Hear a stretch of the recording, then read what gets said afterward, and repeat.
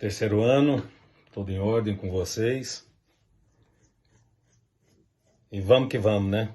Tem que ficar. Nós não temos outra opção a não ser bom e caminhar e mandar ver, mesmo com todas as dificuldades que são inerentes a esse momento, mas que deixa a gente mais fortalecido, né? Estamos aprendendo sempre. E a matéria de hoje vai ser no tema 4, filosofia, tá? História, depois eu vou gravar. É o tema 4, que é Aristóteles e as escolas chamadas escolas helenistas. No que se trata de Aristóteles, a gente tem aí já um conhecimento, né? Você vai ver que a biografia dele é bacana, depois vocês leem, não vou me deter muito na biografia não, para nós entrarmos. Mas só o fato dele ser professor de Alexandre, que foi o grande, você sabe. É um cara que era discípulo de Platão, ele conviveu ali na escola, né, de Platão. Quando Platão morreu, ele achou que ele fosse assumir a escola, mas foi preterido. E ele então teve que sair, ficou um tempo fora, depois ele acabou montando então a sua escola. É muito bacana você entender um pouco dessa biografia dele, para você entender por que esse cara, ele escreve como ele escreve, né? Você pode ver que, assim, para os livros didáticos, é bem maior a forma, mesmo Sócrates sendo mais importante, Aristóteles, ele escreve mais. É devido ao próprio momento, né, que está vivendo. Eu sempre falei para vocês, se a gente tem essa visão de todas até as ideologias que são colocadas, desses grandes teóricos, que algumas a gente abraça, se a gente entender que ela faz muito mais sentido para a época do que para hoje, porque para hoje é referência de saber que eu posso caminhar, mas um monte de coisas mudaram em relação àquilo. Sempre falei isso para vocês. Se a gente tiver essa visão, é bom demais. E a filosofia ela tem essa capacidade de fazer com que a gente abra os olhos, porque vem teorias que nos fazem realmente abrir a mente para caminhar. E Aristóteles foi um cara desse, porque ele vai trabalhar com algumas coisas que se usa até hoje, mas que contemporaneizada. Ele vai buscar a busca da verdade, né, na ciência, claro, porque é inerente à própria filosofia a busca da verdade, e nessa ciência que é chamada de ciência aristotélica, onde então ele vai trabalhar com a lógica e o silogismo, essa questão que ele vai tratar de matéria e forma, potência e ato, e depois as 4 causas que tem, que é material, formal, eficiente e final, ou seja, são as mesmas coisas.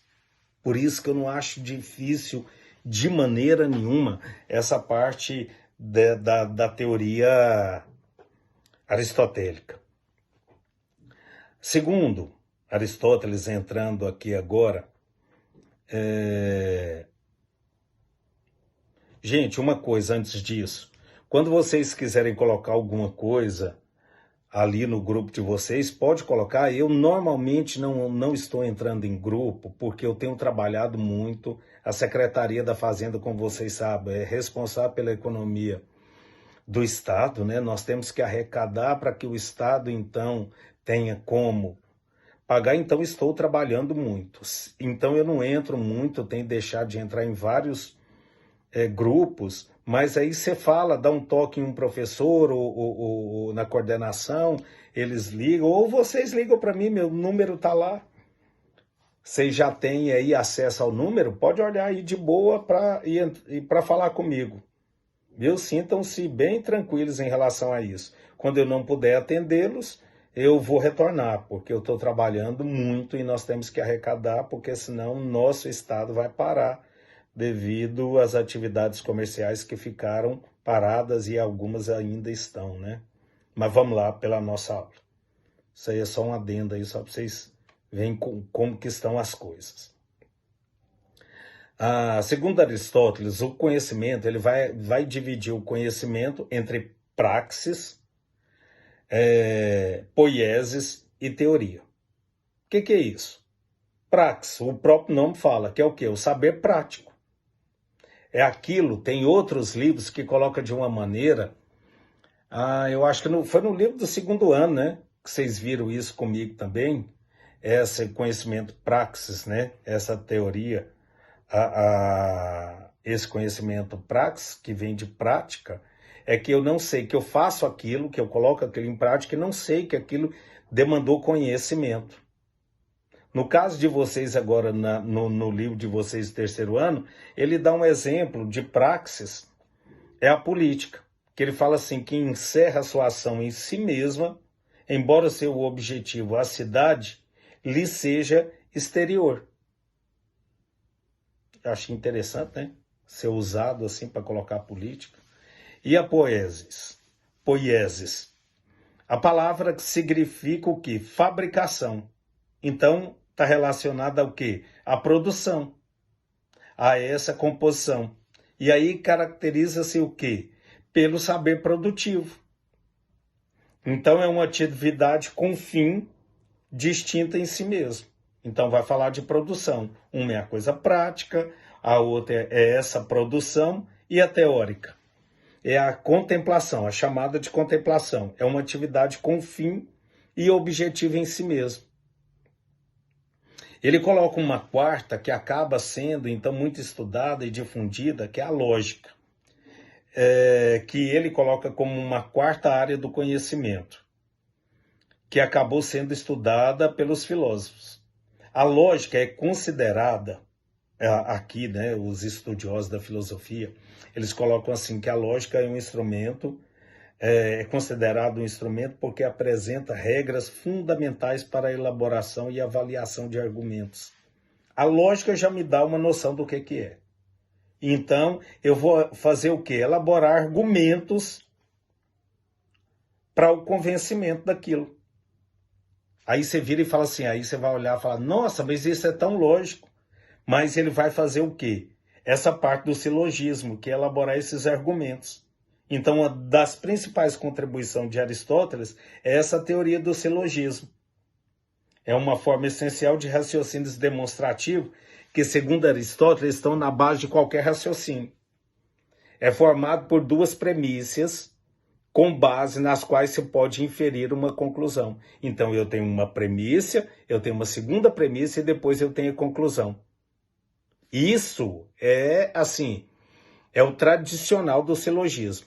Aí ele dá um exemplo que em todos os livros de filosofia, em todas as questões que vai falar sobre Aristóteles e fala de lógica, vai cair isso.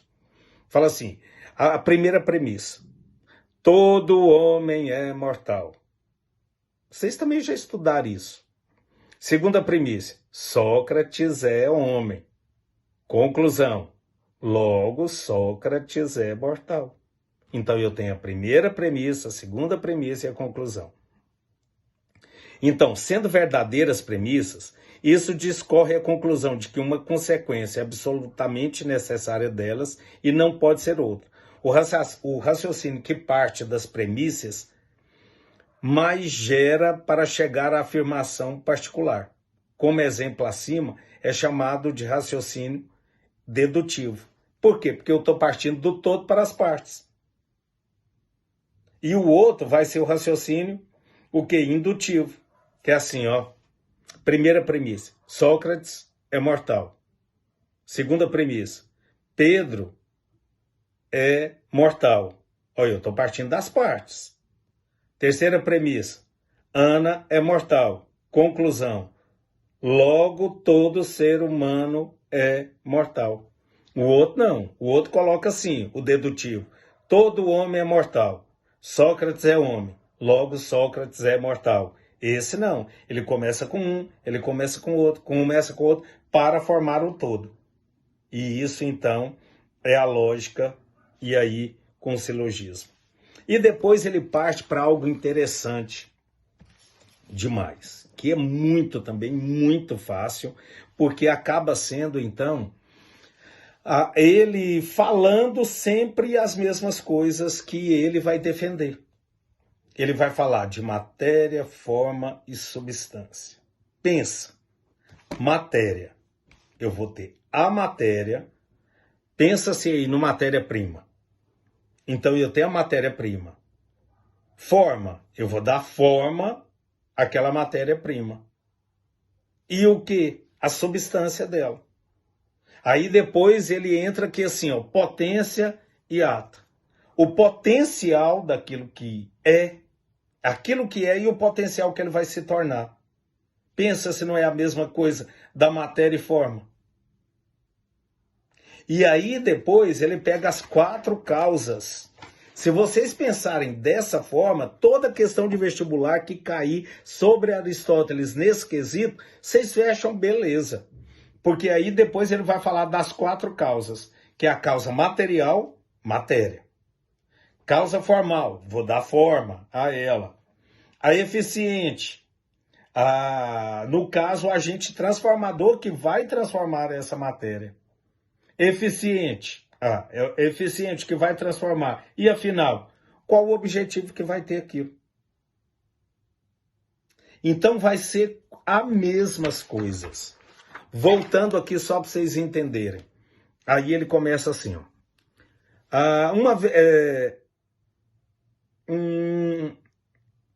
Segundo parágrafo, aonde está aí na página 27, matéria, forma e substância. Vou pular o primeiro parágrafo, porque é desnecessário. Ele põe assim Aristóteles se volta para o real, o mundo visível e concreto. Para ele, tudo era constituído de 2 princípios inseparáveis, matéria e forma. A combinação das raízes gregas dessa palavra tem aí matéria e morfé, que é forma.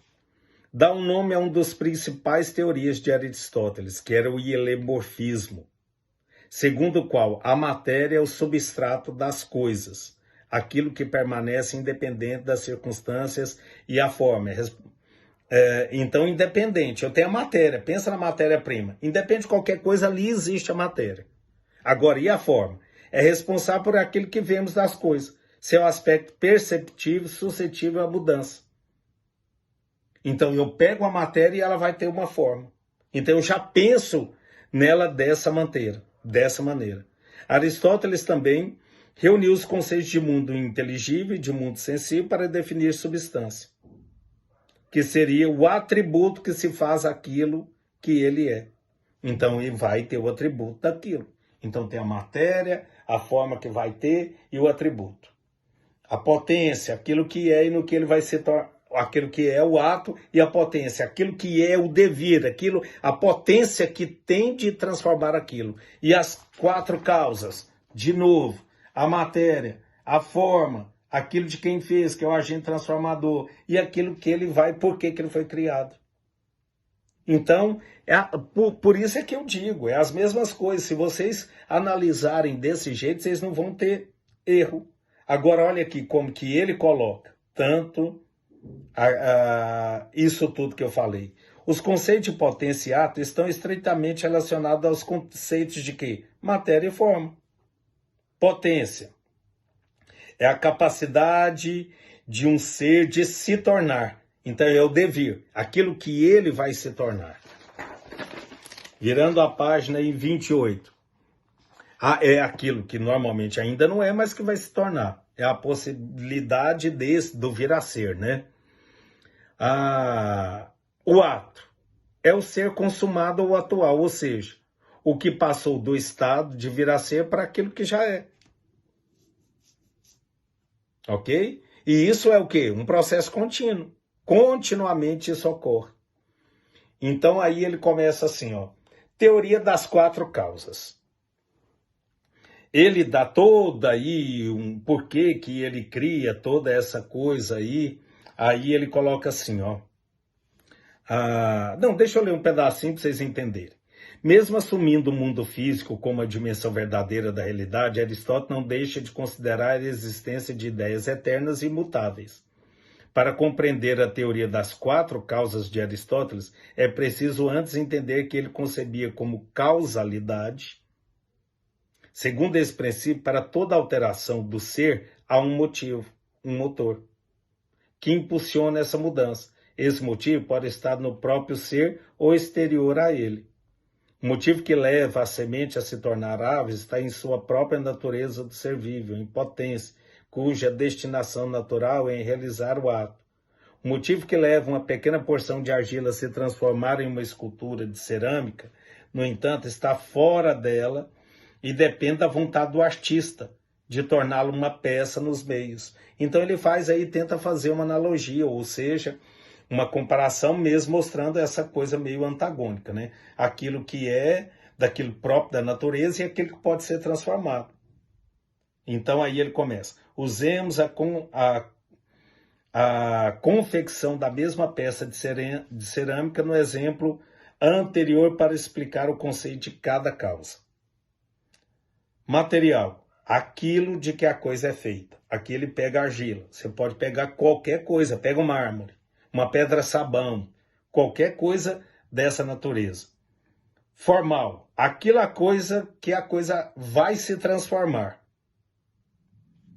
Então, uma peça de cerâmica, com toda a característica, uma pedra-sabão que você está transformando. Eficiente. É o agente transformador, no caso o escultor, aquele que vai dar forma à argila, aquele que vai dar forma à pedra de sabão ou mármore. E o final? O objetivo do movimento, a apreciação estética. Qual que é o final dele? Serve para isso, a estátua veio fazer isso, então cada qual com essas coisas. Então para Aristóteles a causa final seria a mais importante, pois é ela que articula todas as outras, uma vez que elas concorrem para o objetivo que tem que ser alcançado. Eu fiz isso, peguei a argila, transformei, eu que transformei, porque eu sou o eficiente, que é o agente transformador. Eu fiz com esse intuito, ela vai servir para algo. Agora eu peguei uma pedra de sabão, um mármore, transformei numa estátua, e a estátua então vai para retratar isso. Ok? Um beijo, tô com saudade demais, vontade das nossas prosas boas, dos nossos debates incríveis, viu? Um beijo a todos vocês.